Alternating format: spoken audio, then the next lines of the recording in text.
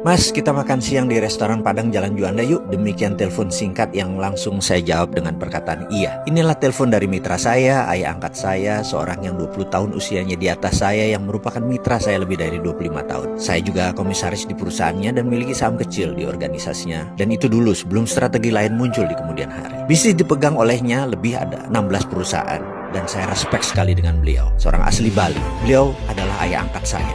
Singkat cerita, hari itu kami makan berdua di restoran Padang favorit kami. Dia bercerita sambil makan bahwa 3 bulan ini kami harus pinjam sana sini untuk menutup overhead perusahaan. Saat itu kami memiliki 600 lebih pegawai dengan beban usaha biaya rutin lainnya kurang lebih 1 bulan 5 miliar ongkos yang kami butuhkan. Sudah 3 bulan ini kita pinjam sana sini, demikian dia berkata. Berat dan benar deh, sudah 25 tahun lebih kita berbisnis, kita tidak pernah telat bayar gaji. Dia memulai monolognya dengan nada serius. Kemudian dia berkata, kita nih para direksi dan pemilik harus gulung koming setiap saat, cari cara untuk menghidupkan perusahaan. Dan untuk itu pegawai kita tidak perlu tahu masalah. Namun kali ini berat sekali. Lalu dia menatap saya. Ada saran nggak, Mas? Demikian dia berkata kepada saya yang lagi mengunyah makanan. Saya pun menjawab demikian.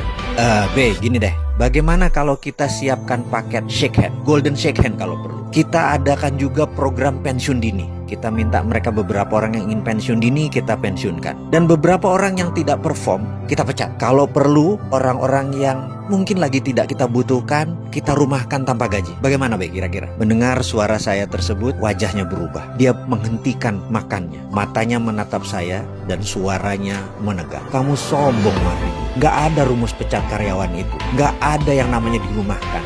Gak ada yang namanya golden shake hand sekalipun. Mereka semua bekerja sudah sangat keras. Mereka adalah orang pilihan. Itu nadanya dengan tegas dia berkata. Kamu harus cari cara lain. Lalu dia melanjutkan bicaranya setelah terhenti sesaat. Kamu jangan pernah berpikir bahwa apa yang selama ini kita dapat adalah karena kepintaran kamu atau kepintaran saya. Gak ada itu. Semua itu terjadi, itu bukan karena kita. Ini merupakan jawaban dari doa 600 pegawai kita dan keluarganya. Mungkin kalau dikumpulkan ini adalah doa dari 1.500 orang. Jujur, kamu harus berpikir berbeda dengan apa yang kamu katakan barusan. Ini semua bukan karena kamu, bukan karena saya. Jangan mentang-mentang ekonomi lagi turun, kita lagi susah, pegawai kita pecat. Bukan begitu, nggak bisa begitu. Ini contoh aja ya, saya kasih tahu kamu. Coba kamu bayangkan, kamu berdoa dengan ikhlas, bekerja keras dan jujur. Lalu di catatan langit, kamu harus dapat rezeki 10 miliar bulan ini. Coba bayangkan itu ya. Maka malaikat yang ditugaskan menurunkan 10 miliar itu pasti perlu infrastruktur rezeki turun. Di mana itu? Yaitu bisnis kamu. Jadi dia turunkan lewat bisnis kamu, rezeki itu datang ke kamu.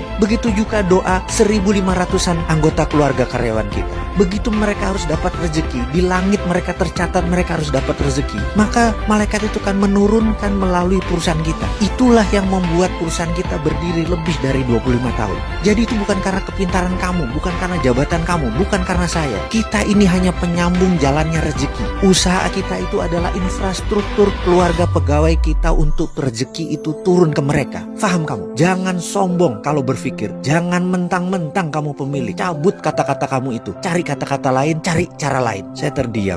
Sekali lagi, sudah puluhan kali saya terdiam mendengar monolognya. Saya merenungkan kata-katanya bahwa usaha itu hanya infrastruktur rezeki keluarga kita dan pegawai kita.